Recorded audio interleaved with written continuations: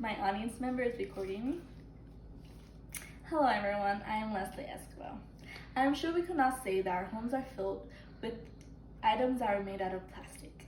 Plastic containers that either hold our hand soaps, our laundry detergents, our lotions, or our shampoos. I have done some research using articles from my library's database. And what if I was to tell you that way out in the Pacific Ocean, in an area once known as the doldrums, an enormous accidental monument to modern society has formed. Invisible to satellites, poorly understood by scientists, and perhaps twice the size of France, the Great Pacific Garbage Patch, which is not a solid mass, as is sometimes imagined, but a kind of marine soup whose main ingredient is floating plastic debris. This quote I just shared was from the article Plastic Debris is Polluting the World's Ocean, which I retrieved from the Merced College database on May 12, 2020. We are getting fed lies. We have recycling bins available where we toss our soda cans and water bottles, and we feel good about it. We think that by tossing them in the recycling bin, they're going to get recycled.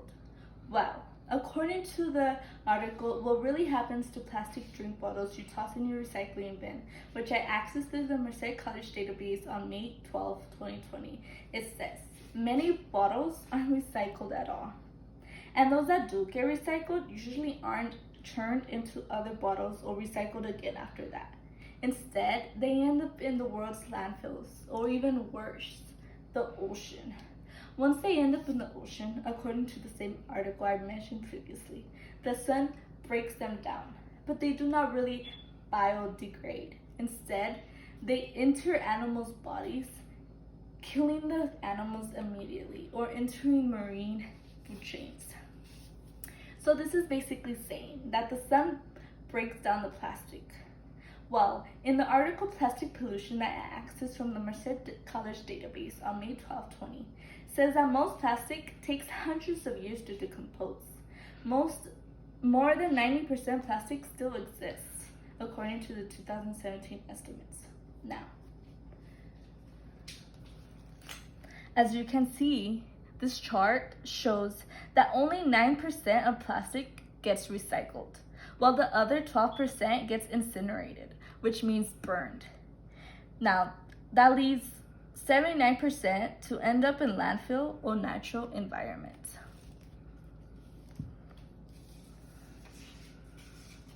This visual aid I just showed you shows how most plastics are not recycled. In the same article, it says reducing the production of single-use plastics would have the most immediate impact. To end plastic waste, we should stop using plastic.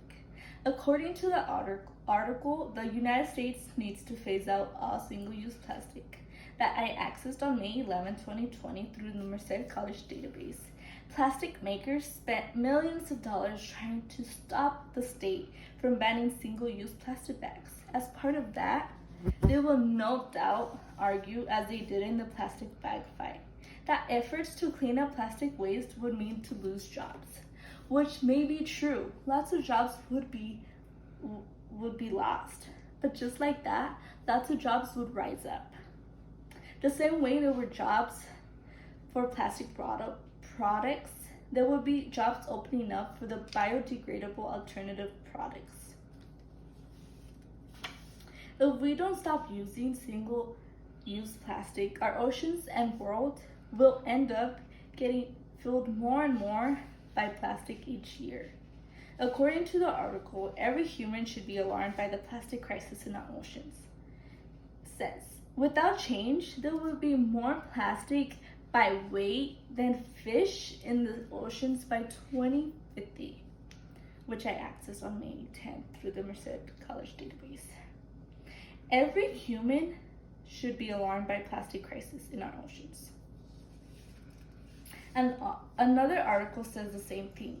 Plastic waste is clogging landfills, soiling cityscapes, fouling oceans with massive debris fields and killing sea creatures that ingest everything from discarded fishing equipment to disposable food containers. The problem has become so acute that the plastic could outweigh ocean fish by 2050. The crisis threatens not only wildlife, but also human health, as plastic breaks down into microscopic pieces that enter the global food chain. If we don't do anything, it will not only expand the Great Pacific Garbage Patch, harm marine life, but also harm us.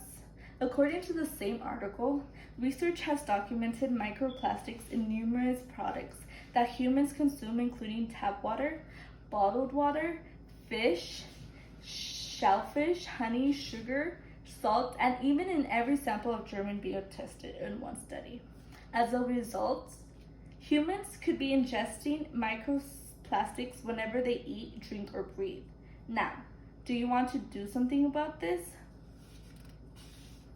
We have talked about what the general solution is to stop using single plastic. But now let's talk about what you can do as an individual.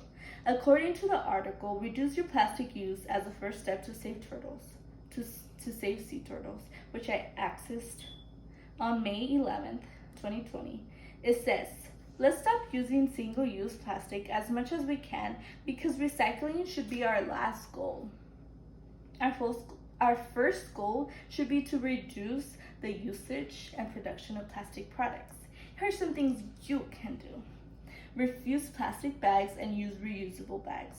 Don't use straws or reusable straws. Use your own water bottle instead of buying water bottle in plastic bottles. Bring your own container. Use matches instead of lighters, and don't use plastic forks, spoons, or knives. Use reusable utensils. Yes, it's scary to think about a world where one has to carry around a reusable bag or worry about a paper drinking straw falling apart mid. Oh wait, no, it's not. Knowing that every piece of plastic manufactured on Earth is still with us, that we don't cut back now, there will eventually be more plastic than fish in the ocean. That's truly the frightening thought. A quote from the article, the United States needs to phase out all single-use plastic. Thank you.